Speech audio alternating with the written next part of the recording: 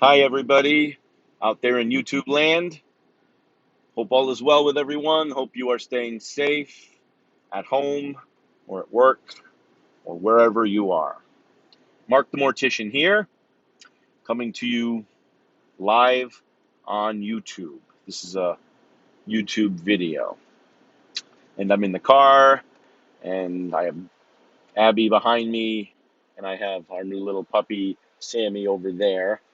So I might get interrupted. But I just wanted to come and say thanks to all who have subscribed to my channel. Thanks to all my followers. And if you guys have any questions regarding like the death and dying process, reach out to me. That's why I'm here. Thomas Funeral Consulting, please like and subscribe to that on Facebook. There's going to be some new information coming out regarding that. So look out for that. Unfortunately, death is a part of life. You weren't born to die necessarily, but you were born to live. And once you're born to live, the outcome after you live would naturally be death. And that's not so easy for some people to grasp. I hope you guys can hear me okay. I'm using these wireless earbuds to talk. Here comes Sammy. So life isn't to die. Life is to live. Death is the inevitable outcome of that. Now, when you die, a few things happen. When you die immediately following death, rigor mortis sets in. Rigor mortis is the stiffening of the joints, the arms, the legs, the neck muscles. Isn't he cute? Look at that. He's a cutie. He's a Yorkie poo. So that's rigor mortis. Now that sets in immediately following the last breath of the loved one. After that, the body's natural process begins. What is that? Well, that is called, folks, decomposition. Now it doesn't start out immediately. It can be a slow process, but it does start I said it doesn't start out immediately. It doesn't start out rapidly, but it does start. So first rigor mortis, decomposition. Okay, that's where your local funeral home comes into play. Now, if you're in a hospital, if you're going to donate organs, have some sort of procurement following your death, then the hospital, they only have a certain amount of time to get that done because of those two factors. Rigor mortis, not so much. They can break that up, as they move you around. And that's what we as funeral professionals do as well. We break the rigor mortis so we can, position the body correctly, head back at like a 90-degree tilt on the pillow, hands on the chest, so we can have that flexibility to do that.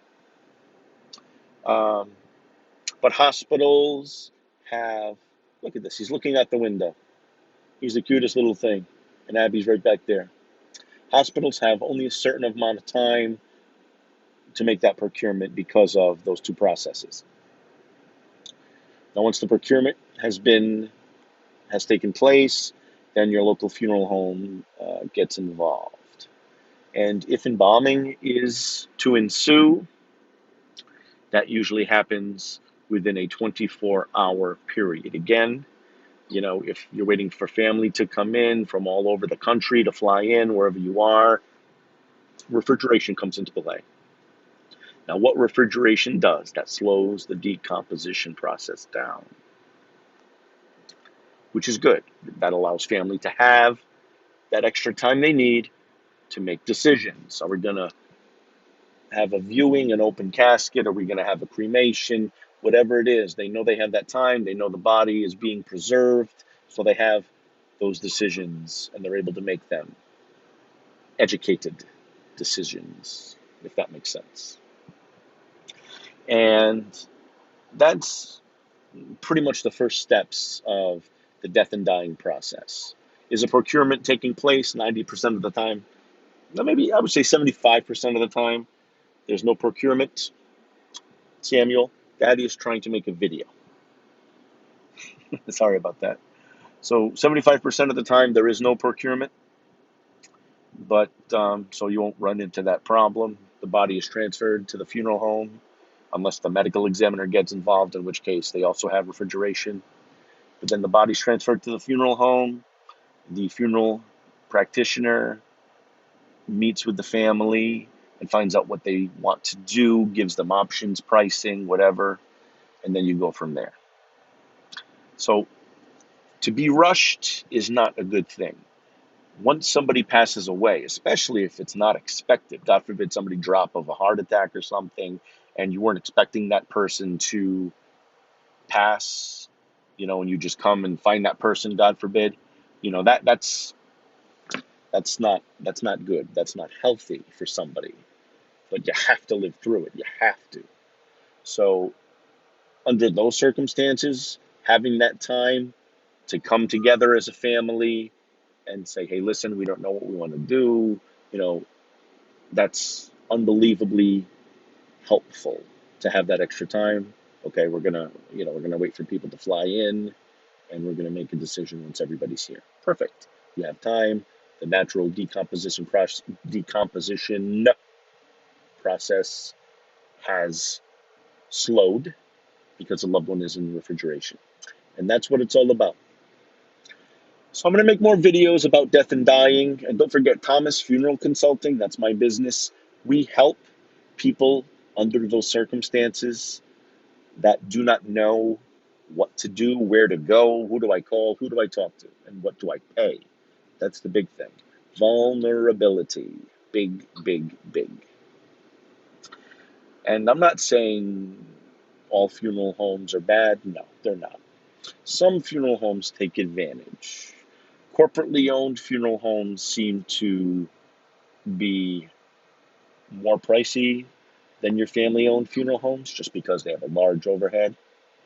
And that overhead should not be put on the public. That overhead should not be put on the people that you serve, but it is. Somebody has to pay the bills. It's not them. All right, okay, guys. Almost 8-minute video. Thank you for putting up with my little guy here and the little one in the back who's not so little. She's actually 15, 16 pounds, but hasn't said a word. So she knows when I'm recording. Thanks for watching. God bless you. Please get in touch with me if you have any questions.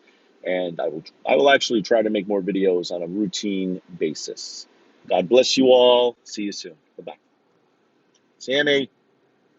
Bye-bye.